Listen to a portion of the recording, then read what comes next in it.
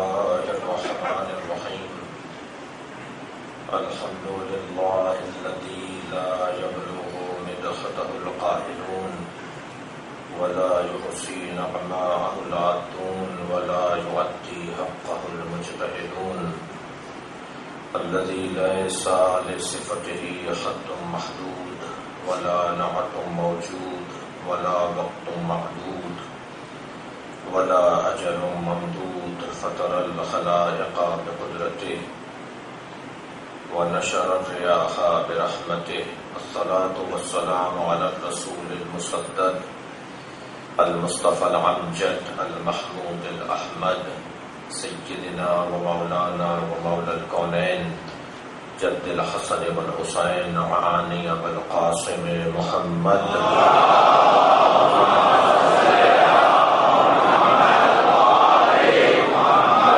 الطيبين الطاهرين المعصومين الذين قال الله إنما يريد الله ليذهب عنكم الرجس أهل البيت ويطهركم تطهيرا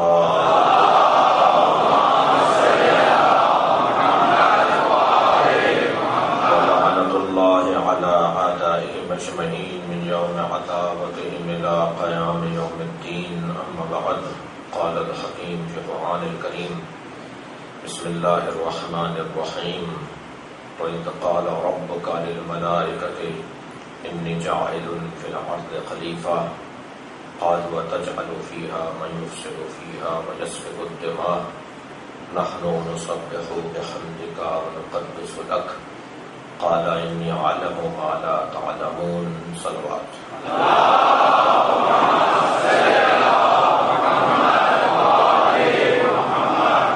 سورہ مبارکہ بقرہ کی آیت کریمہ پروردگار عالم انسان سے بہت پیار کرتا ہے. اللہ کو اپنی مخلوق میں سب سے زیادہ جس مخلوق سے پیار ہے وہ ہے انسان. یہ اسے بہت عزیز رکھتا ہے, اسے بڑا پیارا رکھتا ہے. اللہ ساری کائنات انسان کی خدمت میں لے کر اسے اپنی خدمت میں دیکھنا چاہتا ہے. اللہ کو یہ عزیز ہے, لہذا انہیں بھی ایک دوسرے کو عزیز رکھنا چاہیے. ذات کبریا انسان کے تکامل کا اہتمام کر رہا ہے. تو چاہتا یہ ہے کسی طرح یہ ترقی پائے, بہتر ہو, اس کی انسانیت میں اضافہ ہو. پہلی مجلس میں ہم نے عرض کیا تھا کہ انسان اور انسان نما میں فرق ہے. جو انسان نما ہوتے ہیں وہ بظاہر انسان دکھائی دیتے ہیں, لیکن حقیقت میں ضروری نہیں کہ وہ انسان ہو, بلکہ انسان نما تو ہوتا ہی وہ ہے کہ جو انسانی شکل میں جانور, پتھر, شیطان کے نام سے قرآن میں یاد کیا گیا ہے. اللہ بھی اسے انسان ماننے کو تیار نہیں. یہ یہاں آ کے بھول گیا کہ یہ کون تھا, کون ہے, اسے اللہ نے کیا بنایا تھا. انسان کی قیمتوں میں سے ایک قیمت یہ ہے کہ وہ اپنے آپ کو یاد رکھے. وہ کیسا تھا, وہ کیسا بنایا گیا تھا, اور جو اپنے ماضی کو یاد رکھتا ہے اس کا حال اچھا ہوتا ہے. اس کا حال اچھا رہے, اس کا مستقبل بھی اچھا ہو سکتا ہے. ویسے بھی ہم سب مستقبل کی تلاش میں ہیں. ہم چاہتے یہ ہیں کہ ہمارا مستقبل اچھا ہو جائے. اپنے بچوں کو پڑھا رہے ہیں کہ بیٹا پڑھ لو, تمہارا مستقبل اچھا ہو جائے گا. آج زحمت اٹھا لو, کل تمہارا اچھا ہو جائے گا. دنیا میں شاید ہی کوئی انسان ملے جو کل کی تلاش میں نہ ہو.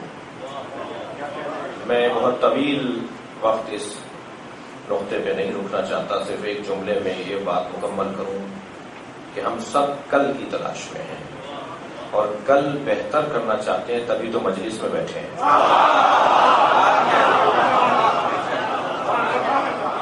چاہتے ہیں کسی طرح ہمارا مستقبل بہتر ہو جائے, ہمارا کل اچھا ہو جائے. تو ہر انسان ایک تکامل کے مرحلے کو تلاش کر رہا ہے اور اللہ بھی اس کو بہتر سے بہتر دیکھنا چاہتا ہے، اللہ اسے ترقی یافتہ دیکھنا چاہتا ہے. اس کے مادی ضرورتوں سے زیادہ اللہ کو اس کی مانوی ضرورتوں کا اہتمام کرنا تھا اور کر دیا اس نے. مادی ضرورتیں تو اس کی ویسے ہی پوری ہونی ہے. ما من دابۃ فی الارض الا علی اللہ رزقھا. یہ تو جانور بھی پیدا کیا گیا ہے تو اسے کھلائے گا اللہ، اللہ اسے بھوکا نہیں رکھے گا. قرآن کہہ رہا ہے کہ زمین پر کوئی جنبندہ، کوئی حرکت کرنے والا، کوئی متحرک نہیں ہے. ما من دابہ، دابہ کہتے ہیں ہل معمولی سے ایک جانور اور کیڑے کو بھی دابہ کہا جاتا ہے. جی تبت وکبت مولا علی کے الفاظ ہیں چیونٹی کے بارے میں. جی آسمانوں کے بارے میں، زمینوں کے بارے میں بھی مولا علی کے خطبے ہیں، اور علی نے آسمان اور زمین اور چاند سورج سے بھی اللہ سمجھایا ہے. مگر کمال علی کا یہ ہے کہ علی نے چیونٹی سے اور چمگادڑ سے اور ٹڈی سے اللہ سمجھایا ہے.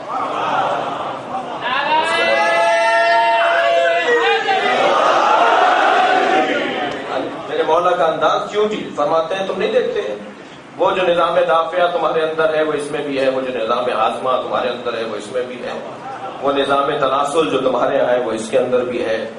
بلکہ بعض اوقات تو یہ تم سے زیادہ بہتر ہے. تم بہت ساری چیزیں سن نہیں پاتے، یہ بہت ساری چیزیں سمجھ بھی لیتی ہے. پروردگار عالم نے جانوروں میں، بعض جانوروں میں یہ جو صفتیں رکھی ہیں، اور پھر مولا علی نے چیونٹی پر خطبہ کیوں ارشاد فرمایا.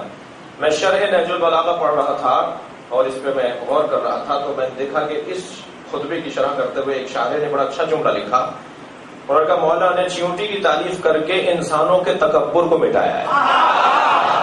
صلوات پڑھیں نا محمد.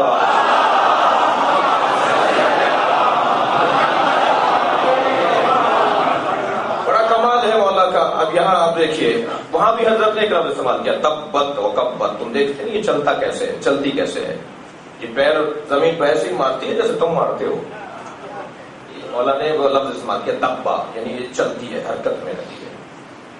تو ما من دابۃ فی الارض، قرآن کہہ رہا ہے زمین پر کوئی تابہ نہیں ہے، کوئی حرکت کرنے والا نہیں ہے، الا علی اللہ رزقھا، مگر اللہ پہ اس کا رزق ہے. تو رزق تو اسے دینا ہے، یہ تو طے شدہ ہے کہ رزق دینا ہے. کوئی بھی دنیا میں اللہ نے اگر پیدا کر دیا تو اس کے آنے سے پہلے اس کے رزق کا اہتمام کیا ہے. وہ ابھی پیدا نہیں ہوا ہے کہ اللہ نے اس کی طبیعت کے مطابق رزق کا اہتمام کیا ہے. یہ نوزاد، یہ شیرخوار جس کے دانت نہیں ہیں، یہ سب غذا کھا نہیں سکے گا، لہذا اس کے لیے اللہ نے دودھ کا اہتمام کیا ہے. جی جو ابھی چند گھنٹوں پہلے تک خون تھا، کیونکہ اس کی ضرورت خون تھا، خون اس کی ضرورت تھی، لہذا کچھ لمحوں پہلے تک خون اس کی ضرورت تھی. جیسے ہی ضرورت اس کی بدلی، اسی خون کو اللہ نے دودھ میں بدل دیا. نظام دیکھیے. اور پھر کیونکہ اس کے لیے ضرورت وہ چیز تھی، اس لیے اسے اسی انداز کی غذا دے دی. جیسے جیسے یہ بڑا ہوتا گیا ایسے ایسے اس کی غذا بھی تبدیل ہوتی چلی گئی. مگر اس کا رزق جو ہے جب تک یہ خود حاصل نہ کرے، خود تلاش نہ کرے، جب تک محتاج ہو، اس وقت تک کسی اور کے ہاتھ میں رکھا ہے. اللہ کرے یہ آخری دم تک محتاج رہے اور احساس کرے کہ میں کسی کا محتاج ہوں. تو وہ جو چند ایام یعنی چند مہینے، چند سال ابتدا کے تھے، وہاں اس کا رزق جو ہے وہ ماں کے ہاتھ میں دیا، اور ماں کو جلوہ گرے ربوبیت الہی قرار دیا. جی رب حقیقی کا جی جلوہ اللہ نے ماں کو قرار دیا. تم رب حقیقی کو پہچاننا چاہتے ہو تو رب مجازی کو سمجھ لو، رب حقیقی سمجھ میں آ جائے گا. اس ماں کے حوالے اس کو کر دیا. اور فرمایا پروردگار عالم نے جو تربیت کرنے کے لیے گود دی وہ ماں کی گود دی، اور اس کے حوالے اس کا رزق ہے. مگر جب کسی کو کوئی اختیار دیا جاتا ہے، توجہ چاہوں گا، جب کسی کو کوئی اختیار دیا جاتا ہے تو اسے حق تنبیہ بھی دیا جاتا ہے. جب کسی کو کوئی اختیار دیا جاتا ہے تو تنبیہ کا حق بھی اسی کو ہوتا ہے. ہم نے دیکھا کہ ماں اس بچے کے لیے کھچڑی بنا رہی ہے، فیرنی بنا رہی ہے، جی دلیا پکا رہی ہے، کیونکہ اس کے دانت نہیں ہے، اسے نرم غذا کی ضرورت ہے. اور وہ جلتا ہوا وہ غذا، وہ جلتی ہوئی غذا، وہ گرم گرم کھیر پھیرنی جو بھی نرم غذا کہیے آپ، اور بچہ بھوکا ہے اور بار بار چاہتا ہے کہ لپک کر اس کو لے لے اور مچل رہا ہے کسی طرح اس کو کھانا مل جائے، اور ماں اس کو اس وقت تک نہیں دیتی جب تک کہ وہ ٹھنڈا نہ ہو جائے، اور ماں اس کے رونے کو برداشت کر لیتی ہے مگر اس کے جلنے کو برداشت نہیں کرتی۔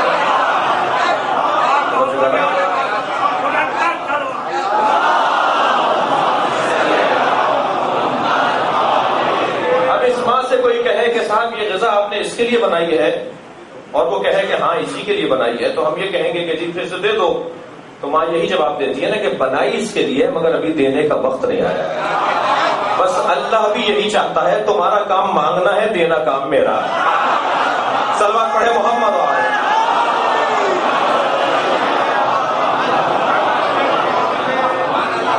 رب بہتر جانتا ہے کہ کب اپنے مربوب کو عطا کرے،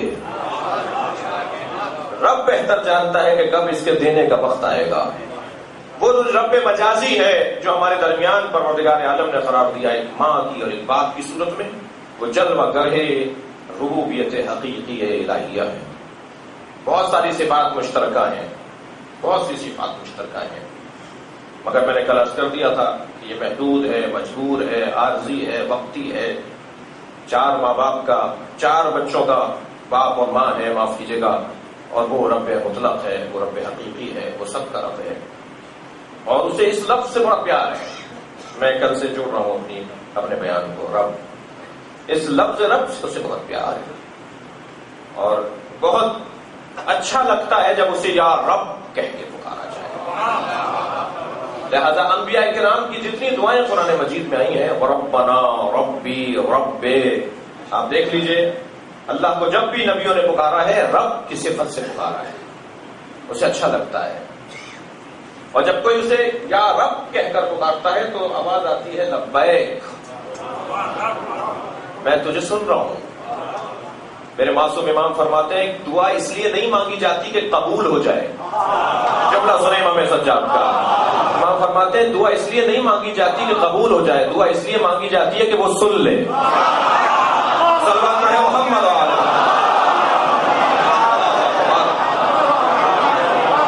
یا اللہ تو نے ہماری سن لی، بس یہی تو ہماری دعا تھی۔ اگر میرا رب میری بات کو سن لے، میرا مالک مجھے سن رہا ہے، اس کی بارگاہ میں میری حاضری اس کی ہاں محفوظ ہو رہی ہے۔ اور پھر ایک جگہ سوال کرنے والے نے سوال کیا معصوم سے دعا کے بارے میں، ایک جملہ اور سن لیں۔ حضرت سے سوال ہوا کہ مولا جب ہم مانگتے ہیں اور ہمیں نہیں ملتا تو یہ ربوبیت پروردگار کے تقاضے سے ہٹ کر نہیں ہے؟ حضرت نے فرمایا نہیں، وہ رب ہے، وہ تمہیں جب دے گا جب تمہاری ضرورت ہوگی۔ بہت سارے لوگوں کی ضرورت آخرت میں ہوگی، اسے یہاں کی دعا وہاں ملے گی۔ صلوات پڑھے محمد وآلہ۔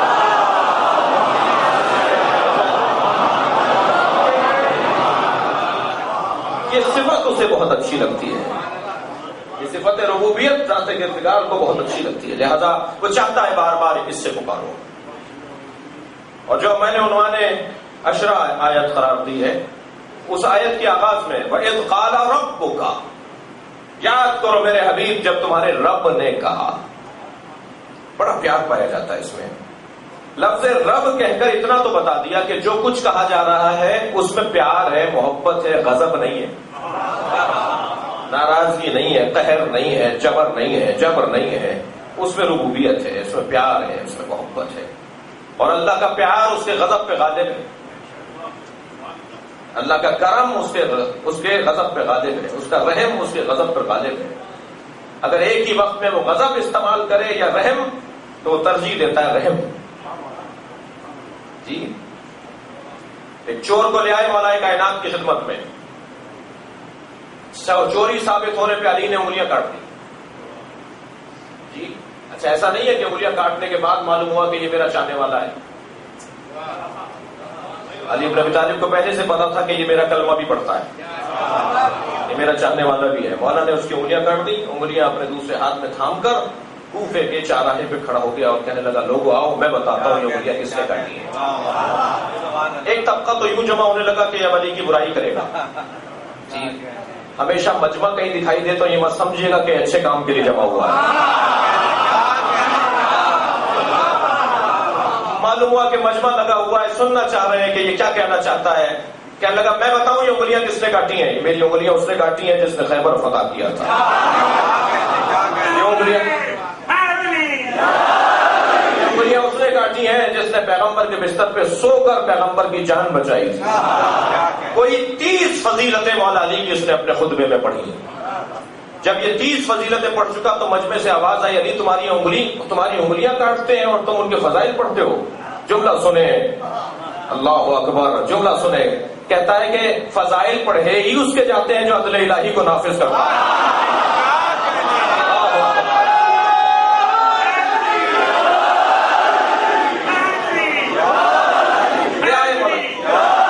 لے آئے مولا کے سامنے. مولا نے فرمایا تم یہ کیا کہہ رہے ہو، کیا کر رہے ہو؟ کہہ رہا مولا آپ نے اپنے عدل الہی کا اظہار کیا اور مجھے اچھا لگا کہ آپ مجھے جانتے ہوئے کہ میں آپ کا چاہنے والا ہوں. اللہ اکبر. عزیزان گرامی، حکمران توجہ کریں، ذمہ دار توجہ کریں. عدل الہی کسے کہا جاتا ہے؟ معاشرہ کیسے سکون میں آئے گا؟ جی ایک مرتبہ کہنے لگا مجھے پتا تھا کہ آپ مجھے جانتے ہیں کہ میں آپ کا چاہنے والا ہوں، اس کے باوجود آپ نے یہ نہیں کہا کہ تم میرے چاہنے والے ہو لہذا چلے جاؤ معاف کر دوں. توجہ ہے؟ جب حضرت نے اس کے ایمان کی یہ کیفیت دیکھی، توجہ چاہوں گا، تو حضرت نے کٹی ہوئی انگلیوں کو اس کے کٹے ہوئے ہاتھ سے جوڑا، ارادہ فرمایا. مولا نے ارادہ فرمایا، ہاتھ اس کا جڑ گیا، انگلیاں اس کی جڑ گئیں. مولا نے فرمایا جاؤ ہم نے تمہیں شفا دے دی. تو وہاں موجود ایک شخص نے کہا علی وہ کیا تھا اور یہ کیا ہے؟ اب جملہ سنے. کہنے لگا وہ کیا تھا جو انگلیاں کاٹی اور یہ کیا ہے جو انگلیاں جوڑ دی؟ فرمایا وہ عدل الہی کا جلوہ تھا، یہ کرم الہی کا جلوہ ہے.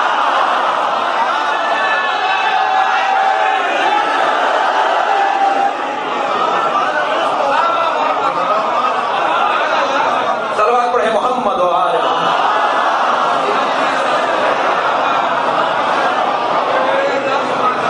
صفات ربوبیت کا جلوہ، صفت ربوبیت کا جلوہ.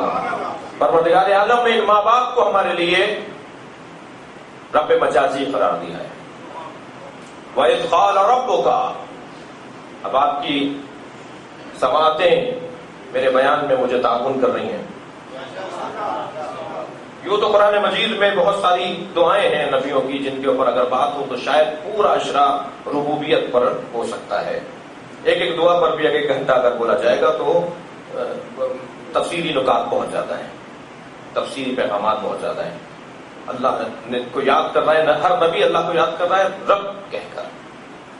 مثلا جناب ابراہیم اللہ کی بارگاہ میں دعا کر رہے ہیں وَرَبَّنَا وَاجْعَلْنَا مُسْلِمَيْنَ لَكَ.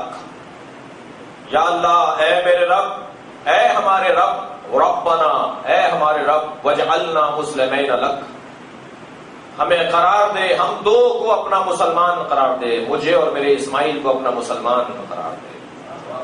اے ہمارے رب، مجھے اور میرے اسماعیل یعنی ہم دو کو مسلمین لک، مسلمین، مسلمین نہیں، مسلمین دو مسلمان، مجھے اور میرے اسماعیل کو اپنے دو مسلمانوں میں سے قرار دے.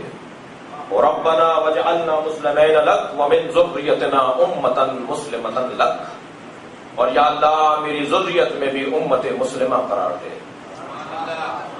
اچھا ویسے تو ہر باپ کی خواہش ہوتی ہے کہ میراث منتقل ہو، کہ بچوں کے لیے کچھ چھوڑ کر جائیں، لیکن حضرت ابراہیم کو کچھ زیادہ قدم قدم پر بار بار اپنی اولاد کے لیے دعا کرنے کا ہمیں قرآن مجید میں جلوہ دکھائی دیتا ہے.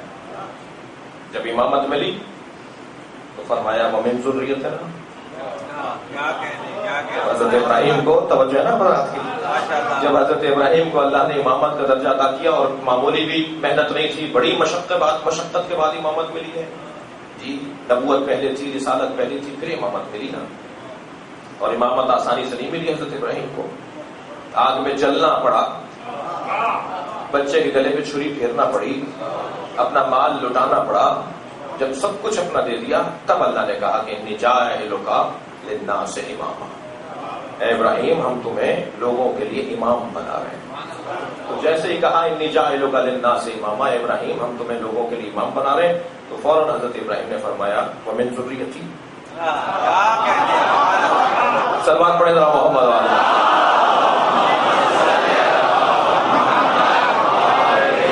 हज़रत इब्राहिम ने कहा या अल्लाह मेरी ज़ुर्रियत में से। यहाँ अल्लामा नक्कल का बड़ा अच्छा जुमला है, मैं शागिर्द हूँ, मैं इस्तिफादा करता हूँ बुजुर्गों से। अल्लामा नक्कल फरमाते हैं ये जो हज़रत इब्राहिम ने अपनी ज़ुर्रियत का यहाँ ख्याल किया तो परवरदिगार आलम ने क्या उनकी ज़ुर्रियत में इमामत को रखा? जवाब आया ला यनालु अहदी अज़्ज़ालिमीन, हमारा ये ओहदा अहदी ओहदा हमारा मेरा ओहदा, इमामत मेरा ओहदा है। अल्लाह कह रहा है अहदी, मेरा अहद है, मेरा ओहदा है। अल्लाह का ओहदा ही है, अल्लाह का ओहदा है, वो जिसे चाहे दे। अहदी अहदी ला यनालु अहदी अज़्ज़ालिमीन, मेरा ये अहद जो है, मेरा ये ओहदा है, ये जालिमों तक नहीं पहुंचेगा। और वो मग़फ़ूर का सवाल है कि क्या अल्लाह इब्राहीम अलैहिस्सलाम की दुआ रद्द कर रहा है या कबूल कर रहा है?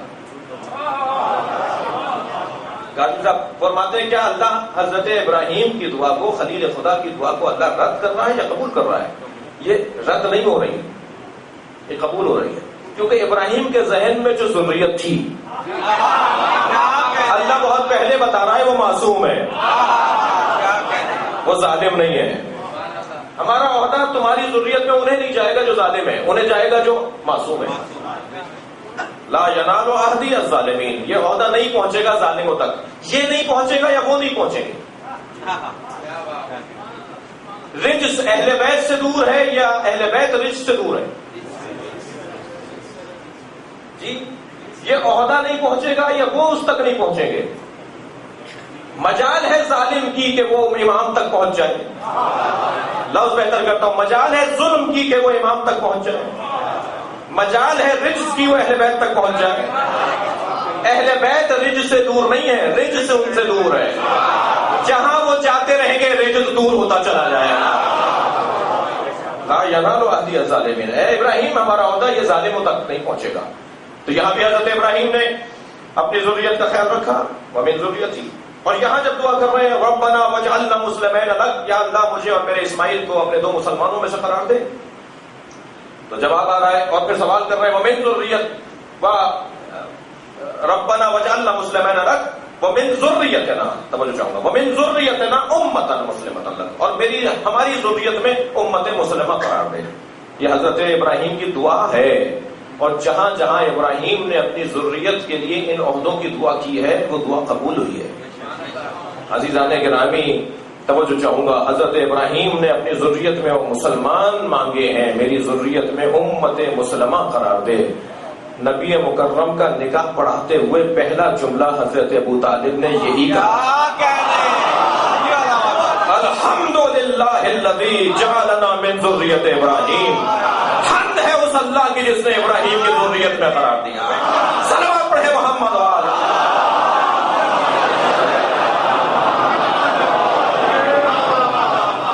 जहां हजरत इब्राहिम दुआ मांग रहे हैं वहां हजरत अबू तालिब उसकी कबूलियत का ऐलान कर रहे हैं। मैं कल एक जुमला कह चुका हूं, उसे तकरार कर रहा हूं। कुरान मजीद में परवरदिगार आलम ने हजरत इब्राहिम की बहुत सारे अशार जो उन्होंने कुरान मजीद से पहले कहे थे, उन जुमलों को कुरान का हिस्सा बनाया है। जो हजरत अबू तालिब ने अशार पहले कह दिए थे कुरान के नाजिल होने से पहले, परवरदिगार आलम ने उन्हें कुरान की आयतों का हिस्सा बनाया। उनमें से एक आयत यही है, अल्हम्दुलिल्लाह रब्बिल आलमीन, हम्द है उसकी जिसने हमें इब्राहिम की ज़ुर्रियत में से करार दिया। सिफत रुबूबियत को याद करते हुए नबी मुकर्रम भी एक दुआ कर रहे हैं। मैंने अर्ज़ किया कि रब्बना या रब्बी की जो आयात हैं उनके ऊपर तवील गुफ्तगू हो सकती है, लेकिन मुझे आगे बढ़ना है। नबी मुकर्रम भी एक दुआ फरमा रहे हैं, इरशाद फरमा रहे हैं, रब्बि अदखिलनी मुदखला सिद्क़िन, सूरह इसरा, रब्बि अदखिलनी मुदखला सिद्क़िन व अखरिजनी मुखरज सिद्क़ वजअलनी मिन लदुनका सुल्तानन नसीरा। या अल्लाह मुझे हर काम में सच्चाई के साथ दाखिला अता फरमा और मुझे हर काम में सच्चाई के साथ खारिजा अता फरमा। अज़ीज़ाने गिरामी, दाखिला तो सच्चाई के साथ बहुत आसान है, कमाल यह है कि अंजाम अच्छा हो, खात्मा बिल खैर हो। بہت لوگوں کا خاتمہ خراب ہوا، بہت سے لوگوں کا ماضی اچھا تھا، مستقبل خراب ہوا. اور کمال یہ نہیں ہے کہ ماضی اچھا ہو، کمال یہ ہے کہ مستقبل اچھا ہو. کمال یہ ہے کہ انسان کا مستقبل اچھا ہو. ماضی کو پھر بھلا دیا جائے گا. ارے میں کیا بھلاؤں گا، اللہ بھلا دے گا، اللہ معاف کر دے گا. تمہارا ماضی ہم معاف کر رہے ہیں. تمہارا مستقبل اچھا ہونا چاہیے، تمہارا آئندہ اچھا ہونا چاہیے، تمہارا آج اچھا ہونا چاہیے، تمہارا خاتمہ، تمہارا اختتام اچھا ہونا چاہیے. نبی مکرم بھی دعا یہی کر رہے ہیں، رب ادخلنی مدخل صدق، ہر کام میں سچائی کے ساتھ داخلہ، واخرجنی مخرج صدق، اور ہر کام میں سچائی کے ساتھ خارجہ مجھے عطا فرما. ایک جملہ اور کہہ دوں یہاں عزیزان گرامی، سچائی کے ساتھ خارجہ بہت معیار ہے، بہت ضروری ہے. جناب سیدہ نے بھی جو دربار مدینہ میں خطبہ ارشاد فرمایا ہے، اس میں آپ نے یہی آیت تلاوت فرمائی، وَلَا تَمُوتُنَّ إِلَّا وَأَنْتُمْ مُسْلِمُونَ، خبردار اس دنیا سے نہ جانا مگر مسلمان مرنا. مسلمان مرنا بڑا مشکل ہے. علامہ اقبال کہتے ہیں یہ شہادت گہے الفت میں قدم رکھنا ہے. لوگ آسان سمجھتے ہیں مسلمان ہونا، بہت مشکل ہے یہ مسلمان ہونا. مسلمان مرنا بہت مشکل ہے، اختتام بہت مشکل ہے، خاتمہ بہت مشکل ہے کہ اگر وہ خیر پر ہو جائے. بہت سو کا ماضی اچھا تھا زیرو، بہت سو کا ماضی اچھا تھا. ایک پیغام لیتے جائیے اس مجلس سے. بہت بڑا نام ہے تاریخ اسلام کے اندر حضرت زبیر کا. طلحہ اور زبیر بہت بڑا نام ہے. سیف الاسلام، ان کی تلوار سے اسلام مضبوط ہوا. بہت بڑا نام ہے، معمولی نام نہیں ہے. مولا علی کے پھوپھیزاد ہیں، خاندان ہے، رشتہ دار ہیں.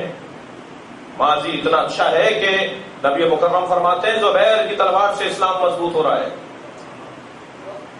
اور عاشق علی بھی اس درجے پر ہیں کہ آنکھوں میں آنسو بھر لاتے ہیں علی کو دیکھ کے.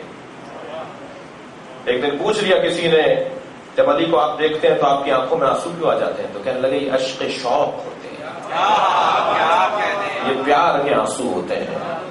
نبی نے فرمایا ہے علی کے چہرے کو دیکھنا عبادت ہے. میں علی کے چہرے کو دیکھ کر عبادت کا ثواب لیتا ہوں. یہ صحابی پیغمبر ہیں، تو معمولی وجود نہیں ہے. ایک دن نبی نے دیکھا کہ علی کو دیکھ رہے ہیں اور رو رہے ہیں. زبیر کیا بات ہے؟ کہ یا رسول اللہ علی سے مجھے پیار ہے، اسے دیکھ کر مجھے پیار آتا ہے. فرمایا وہ دن کیسا ہوگا جب اس کے خلاف تلوار لاؤ گے، تم اس کے خلاف جنگ کرو گے. بیٹھے ہوئے تھے، کھڑے ہو گئے، کہنے لگے یا رسول اللہ کیا ایسا دن بھی میری زندگی میں ہے؟ حضرت نے فرمایا کہ تمہاری زندگی میں ایسا دن ہے. کہا پھر دعا فرمایا اس دن سے پہلے مر جاؤں. حضرت فرمایا نہیں، یہ دعا ہم نہیں کریں گے. واہ اکبر. مقدرات دیکھیے. اور جب جنگ جمل کے اندر سامنے آگے کھڑے ہو گئے تو مولا کو معلوم ہوا کہ زبیر سب سے پہلے آئے. حضرت نے فرمایا کوئی نہیں جائے گا، میں جاؤں گا. جنگ کا آغاز ہو رہا ہے، حضرت نے فرمایا میں جاؤں گا. اور پھر آپ گھوڑے پہ بیٹھ کے ان کے سامنے آ کے کھڑے ہو گئے. حضرت نے فرمایا مجھے پہچانتے ہو؟ جس کو دیکھ کر آنکھوں میں آنسو آتے تھے پہچانتے ہو؟ کہنے لگا علی ہو. حضرت نے فرمایا تمہیں یاد ہے پیغمبر نے ایک دن فلاں جگہ پر یہ فرمایا تھا کہ وہ دن کیسا ہوگا جب علی کے خلاف تلوار لاؤ گے؟ تو ایک مرتبہ تلوار کو نیام میں رکھ لیا، گھوڑا موڑ کے جانے لگے. جنگ چھوڑ کے چلے گئے زبیر. جنگ میں نہیں رہے، جنگ جمل میں نہیں رہے، جنگ چھوڑ کے چلے گئے. رستے میں کسی نے مار دیا، سر لے کر آ گیا. مولا کائنات اس میں ناراض بھی ہوئے کہ یہ کیا کیا تم نے، کیوں سر اتار کر لیا زبیر کا؟ مگر زبیر سے میں کہوں گا زبیر کہاں جا رہے ہو؟ میدان چھوڑ دینے سے مستقبل اچھا نہیں ہوگا. جملہ محسوس کریں گے عزیزان گرامی. زبیر علی کی لغت میں لا تعلقی نہیں ہے. عزیزان گرامی شیعہ وہ نہیں ہوتا جو لا تعلق رہتا ہو اور غیر جانبدار رہتا ہو. علی کا شیعہ ہوتا ہی وہ ہے جو جانبدار حق رہتا ہو. صلوات پڑھے محمد والے.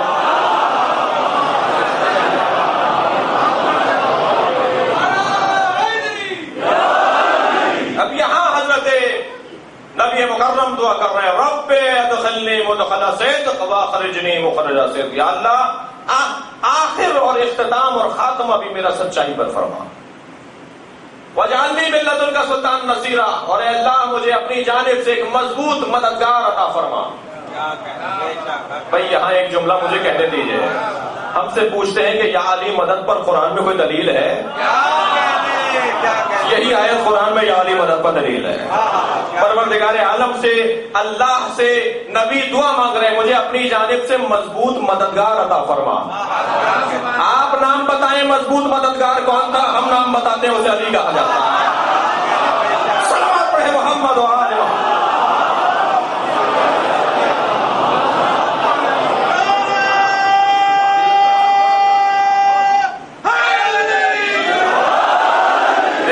سننے والے جانتے ہیں ان مجلسوں کے تقاضے، میرے اوپر کچھ ذمہ داریاں بنتی ہیں جی، فرائض بنتے ہیں. میرے مولا علی کے چاہنے والے اپنے مکانات پر، اپنی سواریوں پر اور اپنے متعلقہ چیزوں کے اوپر کبھی کبھی ایک جملہ لکھتے ہیں علی وارث. بھائی تھوڑا سا آپ کی گردن نہیں لگی یا نہیں؟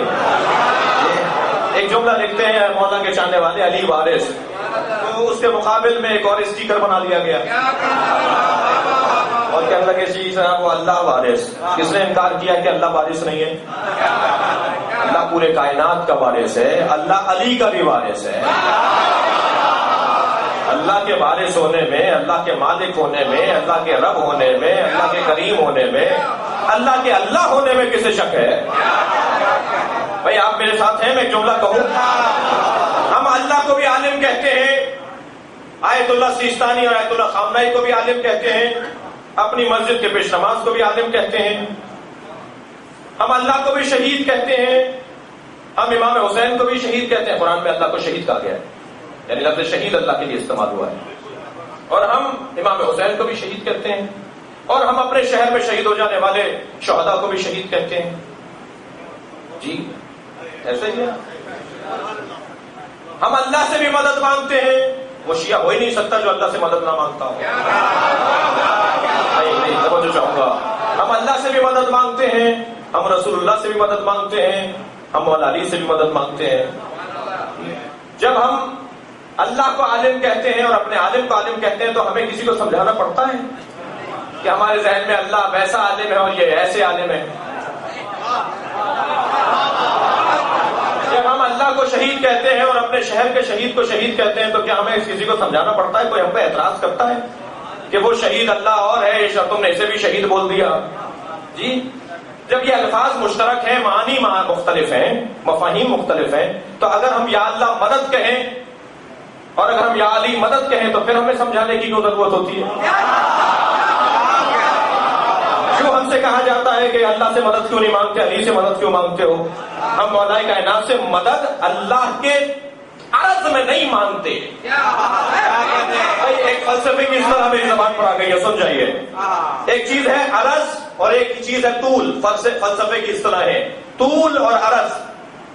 اگر کسی چیز کو عرض میں رکھا جائے تو یہ ہے شرک، یہ ہے برابری.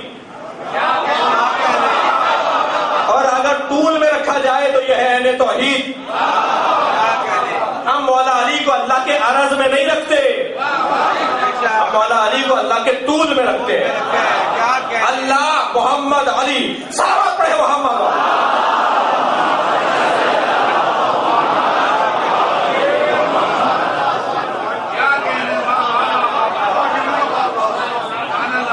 یہ جو ہمارے ملت کے، ہماری قوم کے خاص طور پر مولا علی کے چاہنے والے، ضروری نہیں ہے کہ وہ شیعہ ہوں. ویسے بھی ان الجھنوں میں تو مسلمان نے آپس میں اپنے آپ کو ڈالا ہے نا. شیعہ سنی کی الجھن ہے، شیعہ سنی کی الجھن، بریلوی دیوبندی کی الجھن، یہ تو مسلمانوں کے فرقے ہیں نا، اللہ کے بنائے ہوئے تو نہیں. جی یہ تو علمی اختلاف تھا نا. اس علمی اختلاف کو گلی کوچوں میں لے آئے. مدرسوں کا اور دینی تعلیمی اداروں کے اختلاف کو گلی کوچوں میں لانے والا جو بھی ہے وہ خیانت کرنے والا ہے. چاہے وہ کسی بھی رنگ و بو کا ہو، چاہے وہ کسی بھی حلیے کا ہو، کسی بھی لباس کا ہو. جی تو مولا کے چاہنے والے تو سنی بھی ہیں، مولا کے چاہنے والے شیعہ بھی ہیں. علی ہماری ملکیت میں تو نہیں ہے معذاللہ. ویسے بھی جو فن ہوتا ہے وہ کسی کی ملکیت نہیں ہوتا. علی اللہ کے فن کو کہا جاتا ہے.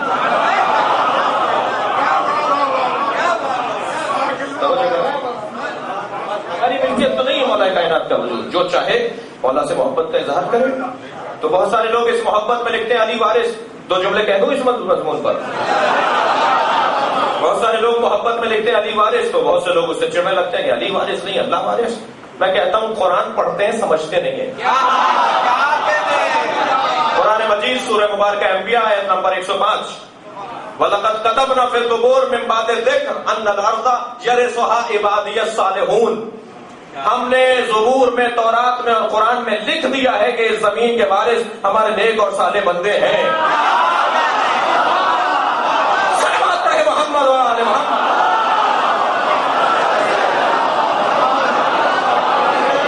بھائی ابھی تو یہ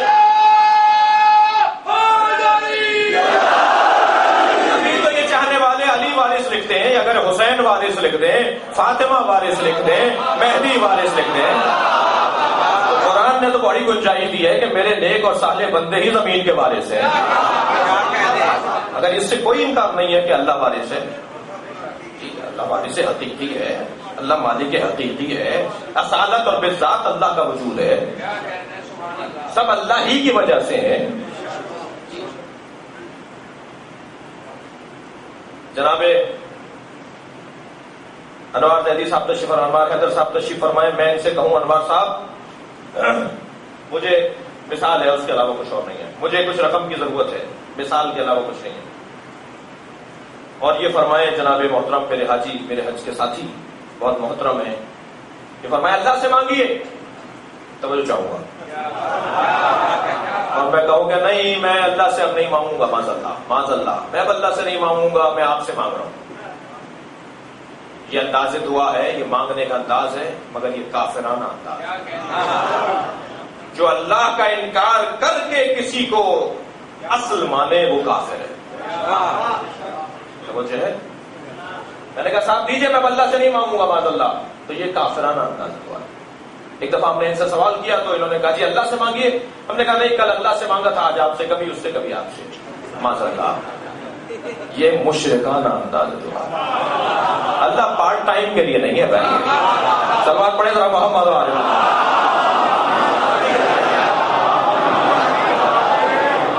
کبھی کبھی کے لیے اللہ نہیں ہے، کل اللہ سے اور آج کسی اور سے نہیں.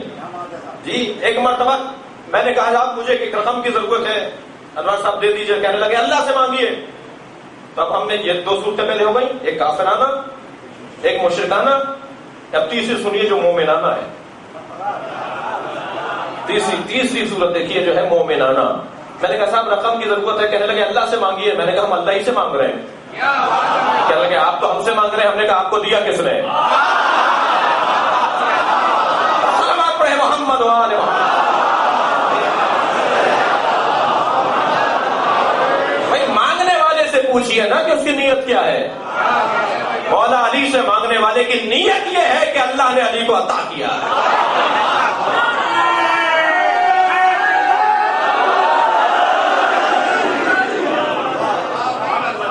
یہ وہ عقائد ہیں تشیع کے جن کا دفاع اس منبر سے ضروری ہے. سلوات پڑھیں نبی اور آل نبی.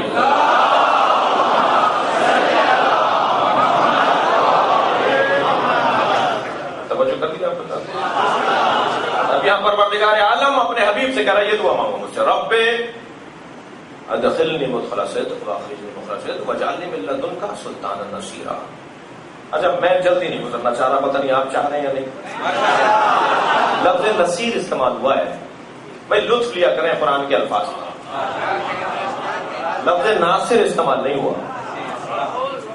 ناصر بھی مددگار ہے، نصیر بھی مددگار ہے. عالم بھی جاننے والا ہے، علیم بھی جاننے والا ہے.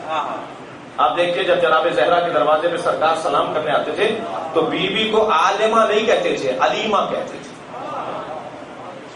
جو ہے عالم اور ہے، علیمہ اور ہے.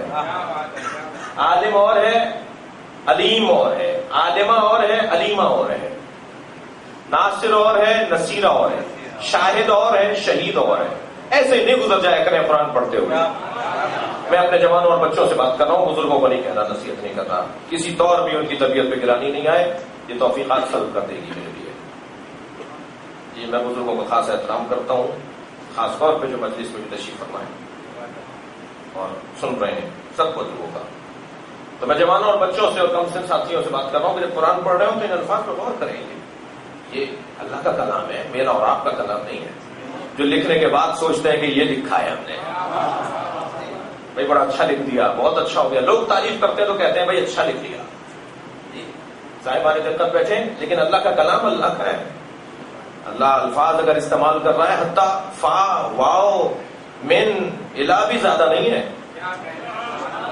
قرآن مجید کی کسی آیت میں اللہ کے کلام میں کوئی حرف بھی زیادہ نہیں ہے.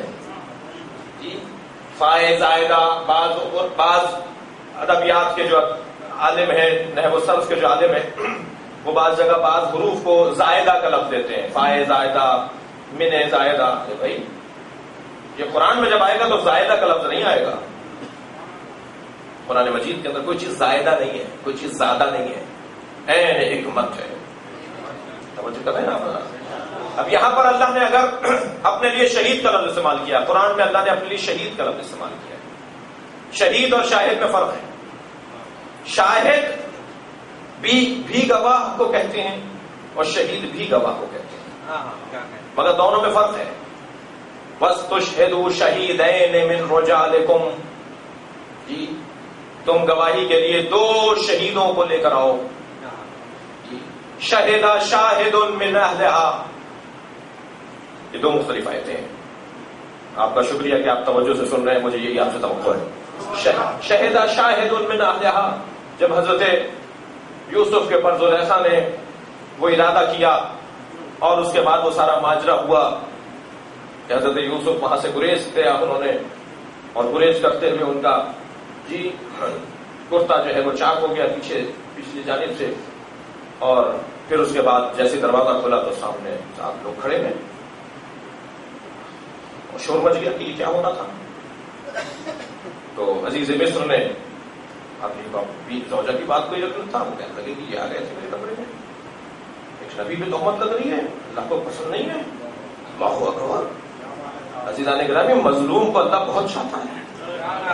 اگر کسی کو چاہیے نا اللہ کے نزدیک مقام بنانا تو وہ ظالم کو ظلم کرنے دے. مظلوم کو اللہ بہت چاہتا ہے. مظلوم عام اگر ہو تو اللہ کے نزدیک اس کا مقام ہے. اگر کسی نبی کے ساتھ زیادتی ہو رہی ہے، تہمت لگائی جا رہی ہے، تو اللہ کو گوارا نہیں ہے. تو پھر جیسے ہی یہ مرحلہ آیا تو اس وقت میں زلیخا کی بہن اپنی بہن سے ملنے کے لیے آئی ہوئی تھی. اس کی گود میں بچہ تھا، اس کی گود میں شیرخوار بچہ تھا. تو جب تہمت لگنے لگی کہ انہوں نے یہ کیا کیا، تو اللہ نے اس بچے کو زبان عطا کی. ارے بھائی، جب بھی معصوم یا معصومہ پہ تہمت لگی ہے، اللہ نے بچوں سے باتیں کروائی ہیں. اب یہ مت کہو کہ بعد فلک کے لیے حسنین کا وہاں بچے ہیں.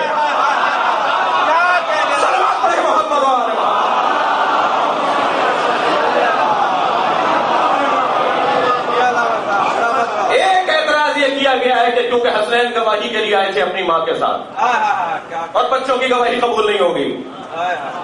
تاریخ میں ایک ہی اعتراض ہے کہ کیونکہ حسنین نے جناب زہرا کی گواہی دی تھی تو یہ کہہ کے رد کر دیا گیا تھا کہ یہ بچے ہیں اور بچوں کی گواہی نہیں ہوتی.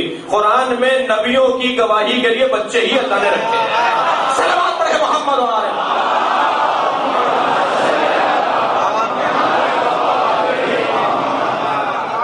تو وہ جناب یوسف کی گواہی کے لیے وہ بچہ جو ابھی گود کا تھا اس نے گواہی دی. اس نے کہا ان قمیصہ قد من قبل فصدقت، اگر قمیص آگے سے پھٹی ہے تو یہ سچ کہہ رہی ہے. اللہ اکبر. بچے کی گواہی بھی عقلی ہے، عقلی دلیل دے رہا ہے بچہ بھی. وہاں قرآن نے کیا کہا؟ شہد شاہد من اہلہا، یہ لفظ ہے شہد شاہد من اہلہا. ایک گواہ نے جو من اہلہا، ہاں جو ہے مؤنث کی ضمیر ہے، یعنی زلیخا کے خاندان سے جو ایک گواہ تھا اس نے گواہی دی. وہاں شاہد کا لفظ ہے. کیوں؟ اس لیے کہ اس بچے نے دیکھا نہیں تھا. بچے نے کہاں دیکھا تھا بھائی؟ بچے نے کیا، کسی نے بھی نہیں دیکھا کچھ. توجہ کر رہے ہیں؟ بچے نے نہیں دیکھا تھا، بچے نے گواہی دی اور قرآن نے گواہی مان لی. اور گواہی کیا دی؟ ان قمیصہ قد من قبل، اگر قمیص آگے سے پھٹی ہے تو صدقت، یہ سچ کہہ رہی ہے، اور اگر پیچھے سے پھٹی ہے تو جھوٹ بول رہی ہے. صلوات پڑھے نا محمد.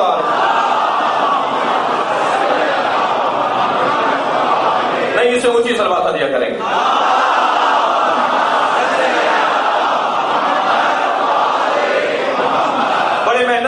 مضامین ہیں جو آپ کی خدمت میں عرض کر رہا ہوں، اور آپ کی توجہات بھی مجھے آمادہ کر رہی ہیں کہ میں ان مضامین کو پیش کروں. شہدہ شاہدن، وہاں پر ایک گواہ ہے، مگر کیونکہ آنکھوں سے نہیں دیکھا تو اسے شاہد کہا ہے. شاہد گواہ وہ بھی ہے کہ جو بغیر دیکھے گواہی دے، لیکن عزیزان گرامی جو آنکھوں سے دیکھے اسے شاہد نہیں کہتے، اسے شہید کہتے ہیں. اب معلوم ہوا ہماری قوم کے شہیدوں کا مقام کیا ہے. شہید کہتے ہی اسے ہیں جو نور الہی کو آنکھوں سے دیکھتا. صلوات پڑھے محمد و آل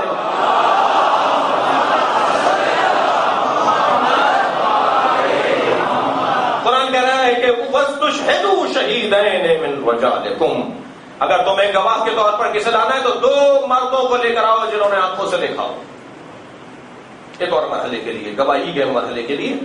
تو وہاں شاہد علیحدہ ہے، شہید علیحدہ ہے، عالم علیحدہ ہے، علیم علیحدہ ہے. تھکے تو نہیں ہے نا؟ عالم اور علیم دونوں جاننے والے ہیں، لیکن دونوں کا بڑا فرق ہے. عالم، توجہ چاہوں گا، عالم اس جاننے والے کو کہا جاتا ہے جس کی زندگی میں ایک لمحہ صحیح جہل کا رہا ہو، ماضی جہل پر تھا، بعد میں علم حاصل ہوا، اسے عالم کہیں گے. لیکن جس کی زندگی میں کبھی جہل کا گزر نہ رہا اسے علیم کہا جاتا ہے. اب سمجھ میں آتا ہے سیدہ کو نبی کیوں علیمہ کہہ رہے ہیں. فاطمہ یہاں آ کے پڑھنے والی نہیں ہے، اللہ کے یہاں سے پڑھ کر آئی. صلوات پڑھے محمد.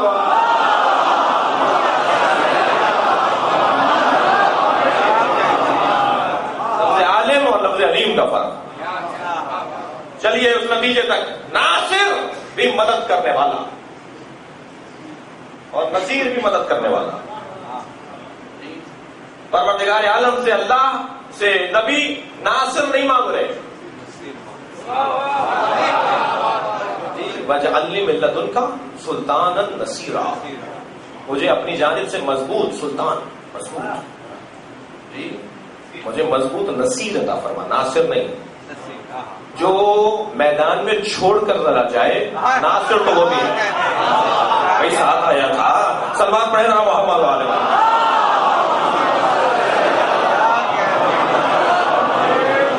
وہ ناصر ضرور ہے، نصیر نہیں ہے. نصیر اس مددگار کو کہتے ہیں جو کسی لمحے میں بھی ساتھ نہ چھوڑے، کسی لمحے نبی کی مدد سے ہاتھ نہ اٹھائے، وہ ہے نصیر. نبی اللہ سے ایسا مددگار چاہ رہے ہیں کہ جو ہمیشہ مدد کرے، نصیر. مولا علی سے پوچھا گیا کہ آپ کو اپنے لقبوں میں کون سا لقب اچھا لگتا ہے؟ تو آپ نے فرمایا مجھے قرآن میں اللہ نے نصیر کہا ہے. میں ہی وہ نصیر ہوں جو اللہ سے میرے نبی نے مانگا تھا. ایک جگہ پوچھا گیا مولا علی سے، مولا آپ کے فضائل بہت ہیں، آپ کو اپنے فضائل میں سب سے اچھی فضیلت کون سی لگتی ہے؟ تو آپ نے سورہ رات کی آخری آیت تلاوت فرمائی اور فرمایا مجھے اپنے فضائل میں یہ فضیلت سب سے زیادہ اچھی لگتی ہے کہ اللہ نے مجھے اپنے ساتھ گواہ رسول بنایا ہے. صلوات پڑھے محمد وآلہ.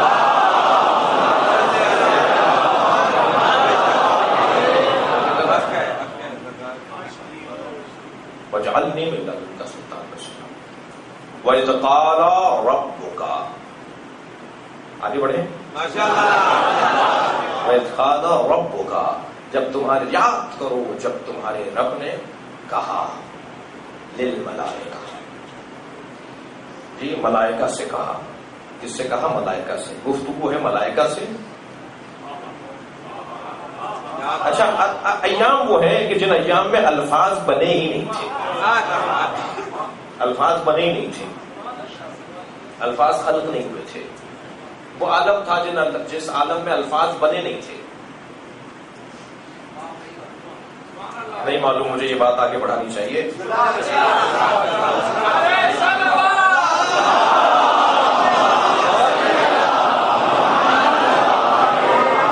اس سے بلند سلوات دیا کریں.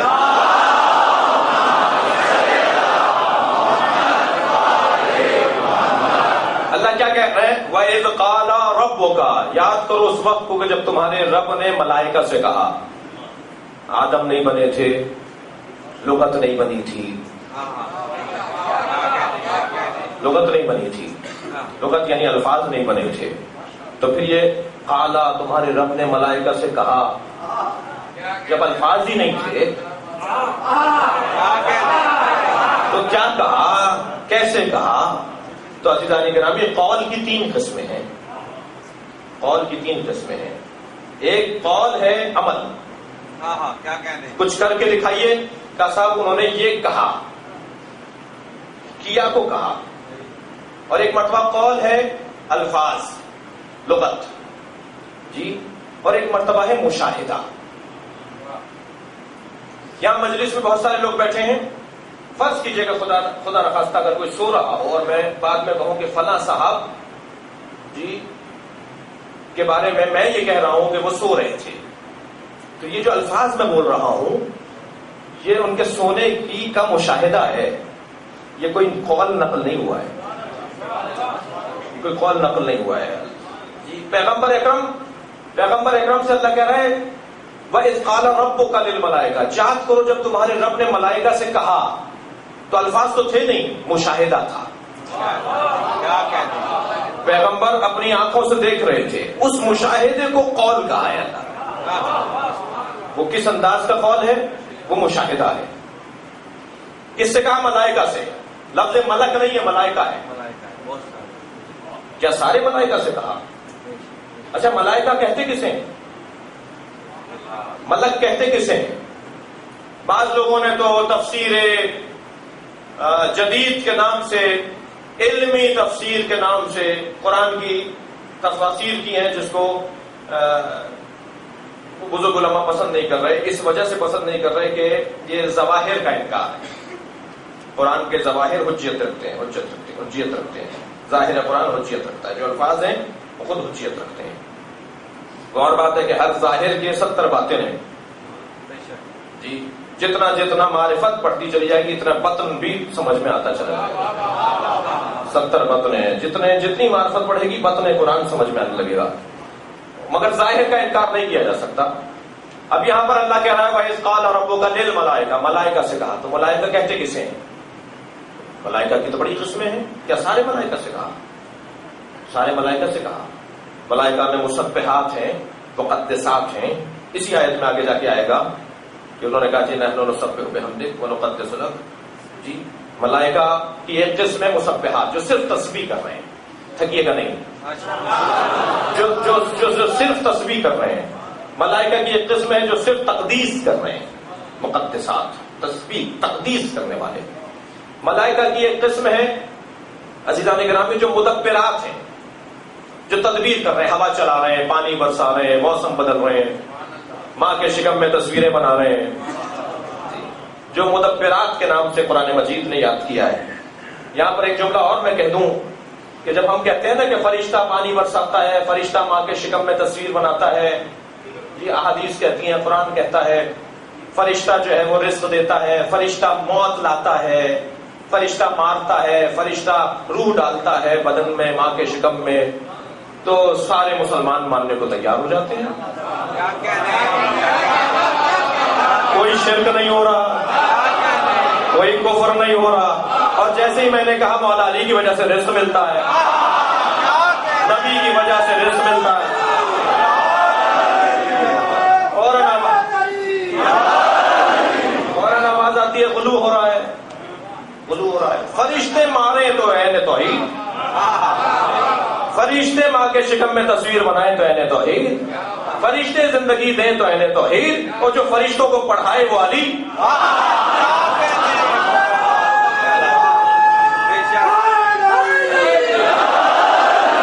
ان کے بارے میں اگر ہم اپنے عقائد کا اظہار کریں تو صاحب غلو ہے، مبالغہ ہے، جی آگے بڑھ گئے، توحید کی حدیں خلاف کر دی۔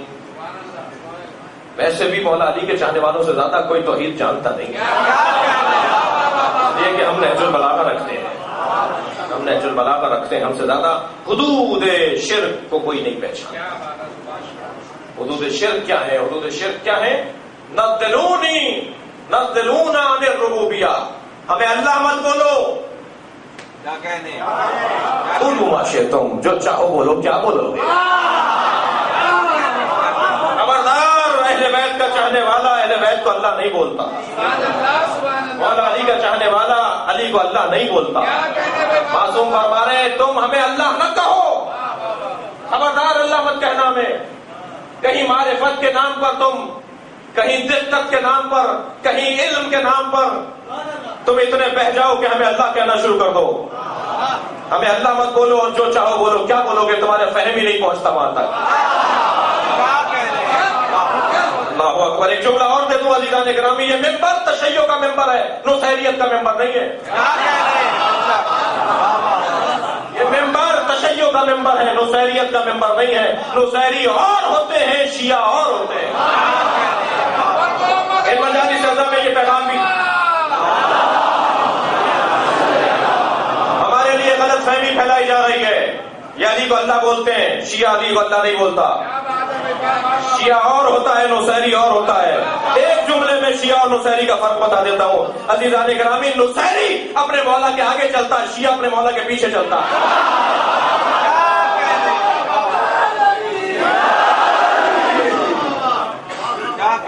یہ شیعوں کا ممبر ہے، یہ مسجد شیعوں کی ہے. یہاں شیعت کی ترجمانی ہے. البتہ دروازہ سب کے لیے کھلا ہوا ہے. شیعہ حسین کے مالک نہیں ہیں، شیعہ حسین کی عزاداری کے مالک نہیں ہیں، نوکر ہیں. اور جو ہے امام حسین کی عزاداری کے ہم نوکر ہیں، اور نوکروں کو اپنی اوقات میں رہنا چاہیے، مالک کے مہمانوں کا خیال کرنا چاہیے. دروازہ سب کے لیے کھلا رہنا چاہیے، ہر ایک شخص کو آنے کا حق ہے. امام حسین نے بلایا ہی سب کو ہے. چاہوں گا کیا بات ہو رہی ہے؟ مدبرات.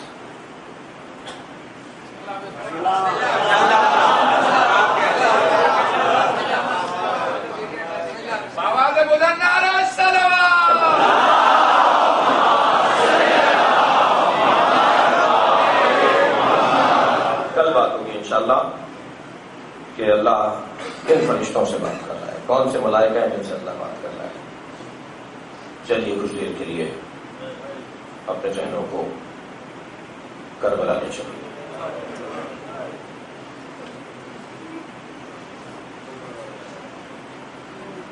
آج 3 محرم ہے. جیسے جیسے محرم کی تاریخیں آگے بڑھ رہی ہیں، ایسے ایسے بیان غم میں شدت آ رہی ہے اور گریہ وزاری میں کیفیت بڑھتی جا رہی ہے.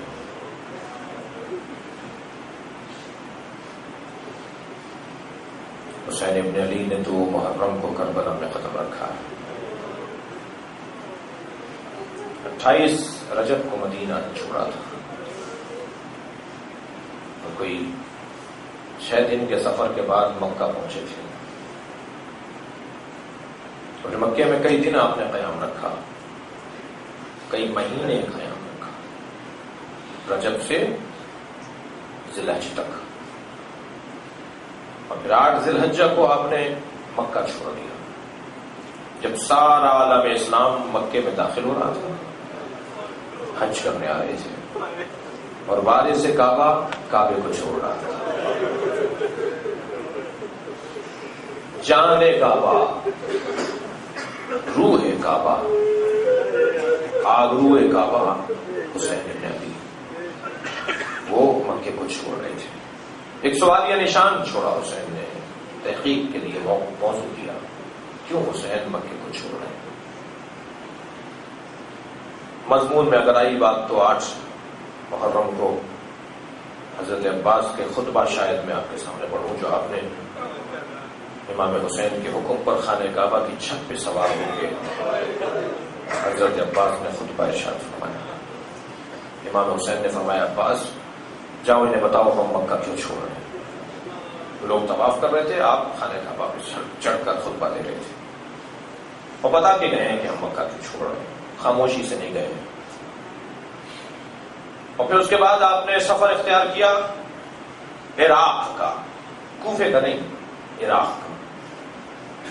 ظاہر کوفہ عراق میں تھا، لہذا تاریخ نے یہ بھی لکھا کہ آپ کوفہ جا رہے تھے.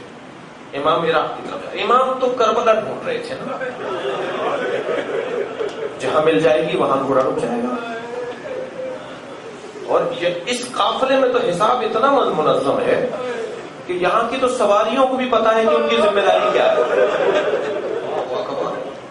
یہاں کی سواریوں کو بھی پتا ہے, لہذا گھوڑے بدلیں گے حسین, گھوڑا آگے نہیں بڑھے گا. امام اپنی سواری کو چھوڑ کے فرمائیں گے تو محرم کو جب گھوڑا چلتے چلتے رکے گا کہ سواری اور لے آؤ, وہ بھی نہیں چلے گا. یہاں کے تو جانور بھی ذمہ داری چاہتے ہیں. عزادارو, امام چلے ہیں عراق کی طرف. ایک جگہ قیام ہوا, حضرت عباس سے فرمایا عباس یہاں سے پانی زیادہ بھرو. مولا جتنی ہماری ضرورت ہے کہا اس سے 2 برابر زیادہ ہے. مولا اس کی علت حضرت نے فرمایا آگے تمہیں معلوم ہوگا کہ کیا سبب ہے. جب پانی 2 برابر زیادہ لے لیا اپنے قافلے سے زیادہ, تو ابھی دوسری منزل, بعد والی منزل آنے سے پہلے امام کو کچھ انتظار کسی کیفیت ہوئی. اپنے ایک صحابی کو بلا کے کہا ذرا آگے کی جانب دیکھو کوئی لشکر تو نہیں آ رہا. وہ گیا اور دیکھ کر لوٹا, کہنے لگا مولا کچھ درخت سے محسوس ہو رہے ہیں, سامنے کچھ درخت محسوس ہو رہے ہیں. حضرت نے فرمایا غور سے دیکھو وہ درخت نہیں ہے, وہ پرچم ہے. پرچم ہے. جیسے ہی سامنے آنے والا لشکر قریب آیا معلوم ہوا ہور کا لشکر ہے, مگر وہ پیاسے بہت تھے. حضرت نے فرمایا عباس اب سمجھ میں آیا ہم نے پانی زیادہ کیوں بھروایا, ان سب کو پانی پلاؤ. امام حسین نے حضرت عباس کو حکم دیا اور ہور کے لشکر کو پانی پلایا, حتیٰ جانوروں کو بھی پانی پلایا گیا. ایک شخص تو ایسا تھا کہ جس نے شدت آتش سے اپنے بے حالی کی اس کی یہ کیفیت تھی کہ اس کو ہوش نہیں تھا. امام نے اس کے دہن میں خود پانی ڈالا, اتنا پیاسا تھا. جب اس نے آنکھیں کھول کے دیکھی تو کہا کہ آپ کون ہیں؟ امام نے فرمایا میں حسین ہوں. اچھا, یہ سارا لشکر حسین کو مارنے ہی نکلا ہے, 1000 سواروں کا لشکر ہے. امام نے فرمایا میں حسین ہوں. گھبرانے لگا. امام نے کہا کہ گھبرانے کی ضرورت نہیں ہے, تم اس وقت پیاسے ہو, ہم نے تمہارے لیے پانی پہلے سے دے دیا. راوی کہتا ہے کہ جب امام حسین نے جناب علی اصغر کے لیے پانی مانگا تھا اور بڑا سخت مرحلہ تھا, امام نے ایک مرثیے میں ایک شعر میں کہا ہے کہ ہمارے شیعوں سے کہنا تمہارے مولا پہ وہ سخت وقت تھا جب پانی مانگ رہے تھے. بڑا سخت وقت تھا حسین پر جب وہ پانی مانگ رہے تھے. تو آپ نے اس شخص کو پانی پلایا جس کے لیے راوی کہتا ہے کہ جب امام نے حضرت علی اصغر کے لیے پانی مانگا تو کچھ لوگوں نے آوازیں دینا شروع کر دی تھی کہ پانی پلاؤ. تو یہی وہ شخص تھا جسے حسین نے پانی پلایا تھا نا, یہی وہ شخص تھا جس نے پڑھ کر کہا تھا ایک قطرہ پانی نہیں دینا. یہی وہ شخص تھا جسے امام نے اپنے ہاتھوں سے پانی پلایا. عجیب امتحان ہے. اور کے لشکر کو جب پانی پلا لیا, انہوں نے آرام کر لیا. امام نے حضرت عباس سے فرمایا چلو. یہ لوگ رک چکے تھے. جب قافلہ آگے بڑھنے لگا تو اور اپنی جگہ سے اٹھا, اسے کسی نے دوڑ کر بتایا جا کے کہ حسین جا رہے ہیں.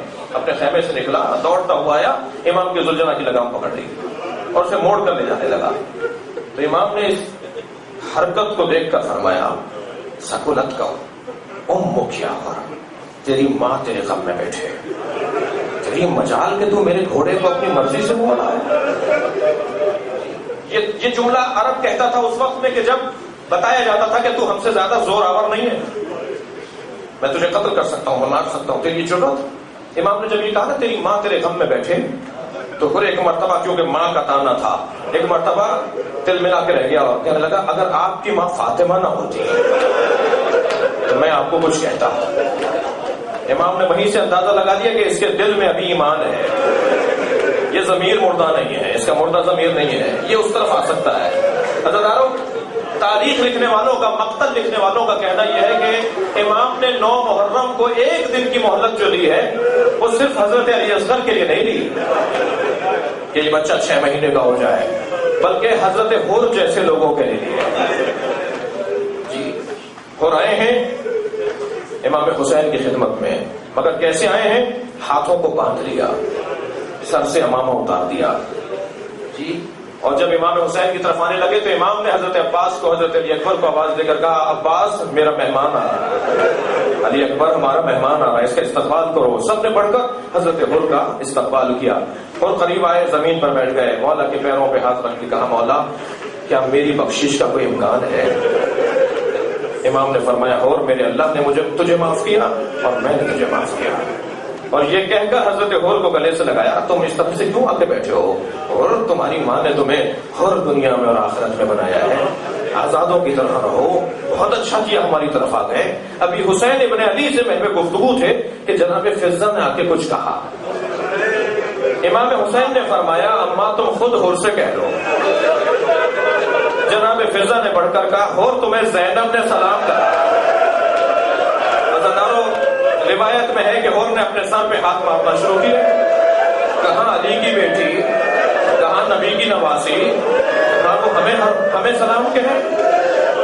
جب روز عاشورہ شہادت نامہ شروع ہوا تو حور نے بڑھ کر کہا کہ حسین میں نے آپ کا رستہ روکا تھا۔ عزیزانو آپ رو رہے ہیں، ایک جملہ اور سنیں گے، پورے قافلے میں 2 مرتبہ جناب زینب روئی ہیں، 2 مرتبہ جناب زینب روئی ہیں۔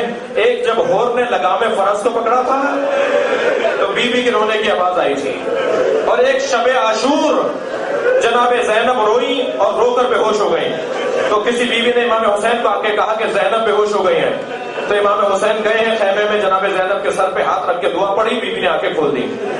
فرمایا زینب یہ تمہارا کیا حال ہے؟ کہنے لگی اتنا بتائیے کہ کل کیا ہونے والا ہے؟ امام نے فرمایا زینب کل کربلا میں شہادتیں سجیں گی، کل کربلا میں قربانیاں دی جائیں گی، زینب کل کربلا میں یہ ہوگا، سب حال بتایا جناب زینب کو۔ جناب زینب کو نے سلام بھیجا حور کو، اور حور نے کہا مولا میں نے کیونکہ زینب کو رلایا، میں نے بچوں کو رلایا۔ ایک جملہ اور بھی مقتل کا ہے کہ حور نے ایک جملہ کہا یہ جو العطش کی آوازیں آ رہی ہیں، یہ بچوں کے پیاس کی آوازیں جو آ رہی ہیں یہ میری وجہ سے آ رہی ہیں، میں لایا ہوں یہاں تک، لہذا آپ مجھے معاف کریں اور مجھے سب سے پہلے قربانی کے لیے اجازت دیں۔ امام نے فرمایا حور ہم نے تمہیں اجازت دی۔ حور تیار ہو رہے تھے کہ بیٹے نے علی ابن حور نے بڑھ کے کہا بابا یہ کیسے ممکن ہے کہ باپ مارا جائے اور بیٹا زندہ رہ جائے، پہلے میں جاؤں گا۔ علی ابن حور تیار ہوا، میدان میں گیا، 25 سپاہیوں کو علی ابن حور نے فنار کیا ہے، اور جب زخموں سے چور ایک ایسے حملے میں، ایسے تیر میں گھوڑے پہ نہیں بیٹھ پائے تو زمین پہ آتے ہوئے اپنے بابا کو سلام کہا اور کہا بابا اور میری مدد کیجئے، میں باپ سے سوال کرتا ہوں، صاحبان اولاد بیٹھے ہیں، اگر اولاد تکلیف میں ہو اور باپ کو پکار رہی ہو تو ماں باپ کس انداز سے پہنچتے ہیں آپ خود اندازہ کیجئے۔ اور نے اپنے باپ کو پکارا میری مدد کیجئے، اور کتنی جلدی گئے ہوں گے اور کیسے پہنچے ہوں گے یہ صاحبان دل جان سکتے ہیں، لیکن عزیزانو جب بہت تیزی سے اور جلدی سے پہنچے ہیں نا تو حسین پہلے سے موجود تھے۔ امام حسین حور کے بچے کے لاشے پہ پہلے سے موجود تھے، اس کے بچے کے لاشے کو گود میں اٹھایا ہوا تھا۔ کہنے لگا مولا کہاں یہ میرا بچہ، کہاں حسین کی آگوش؟ فرمانے لگے نہیں حور شریعت محمدی کا مسئلہ ہے کہ باپ بیٹے کا لاشا نہیں اٹھائے گا، باپ کو بیٹے کا لاشا نہیں اٹھانا۔ عزیزانو میں امام حسین سے، ہم امام حسین سے کہے مولا جب علی اکبر کا لاشا اٹھا رہے تھے تو عباس کہاں تھے، اون و محمد کہاں تھے، اصحاب کہاں تھے؟ کوئی نہ تھا جو یہ کہتا کہ باپ کو بیٹے کا لاشا نہیں اٹھانا، مگر حسین نے وہاں بھی احتیاط کی، آواز دی بنی ہاشم کے بچوں آؤ، بوڑھے باپ سے جوان کی میت نہیں اٹھتی، ان کے بیٹے کے لاشے کو لے آئے، بس ہزاروں آپ نے گریہ کر لیا۔ پھر حور تیار ہوا، میں مجلس کو مکمل کرو، حور تیار ہوئے، میدان کربلا میں گئے، اپنی قربانی پیش کی، اور جب حور شہید ہو کر زمین پر گرے ہیں تو امام حسین نے لاشا اٹھایا، اور لاشا اٹھا کر اصحاب آگے بڑھ رہے تھے، مولا ہم اٹھائیں، مولا ہم اٹھائیں، فرمایا نہیں میرا مہمان ہے، ہمارا مہمان ہے، میں خود لاشا اٹھاؤں گا۔ امام حسین قدریں اور تہذیب دیکھیے، امام حسین لائے ہیں، لاشے کو گنج شہیدہ میں رکھ دیا۔ جناب زینب بے چین ہے، کوئی بتائے حور کیسے شہید ہوا؟ بس یہ آخری روایت سنا رہا ہوں، کوئی بتائے حور کیسے شہید ہوا؟ کسی نے بتایا حور کو اتنے زخم لگے ہوئے، ایک بی بی کی آواز آئی کہ حور کی پیشانی پر ایک تیر لگا ہے، حسین نے تیر تو نکال دیا مگر خون رکتا نہیں ہے، اور کہا پیشانی کا تیر نکلنے کے بعد خون رکتا نہیں ہے۔ جیسے ہی جناب زینب نے یہ سنا نا پیشانی کا خون رک نہیں رہا، فوراً اپنے حجرے میں گئی، فوراً اپنے خیمے میں گئی، صندوق کھولا، اپنی ماں فاطمہ کا رومال نکالا اور کہا یہ جا کر رومال حور کے ماتھے پر باندھ دیا جائے تاکہ حور کا بہتا ہوا خون رک جائے، ارے کہیں ایسا نہ ہو محبتیں بدنام ہو جائیں، یہ مہمانداریاں ہیں، یہ مہمان نوازیاں ہیں۔ امام حسین نے حور کی پیشانی پہ رومال باندھا، عزیزانو عجب نہیں یہ رومال اس لیے باندھا ہو، فاطمہ دیکھ کر پہچان جائیں گی میرا رومال باندھ کر آیا ہے میرے حسین حسین پہ قربانی دی ہے، یہ اس خیمے کا نہیں، یہ اس خیمے کا شہید۔ الا لعنت اللہ علی الکاذبین فسیعلم الذین ظلموا ائی منقلب ينقلبون۔ یا اللہ ان آوازوں پر رحمت نازل فرما، رونے والوں کی توفیقات میں اضافہ فرما، اس ادارے کو ترقی عطا فرما، امام زمانہ کے ظہور میں تعجیل فرما، ماتم حسین۔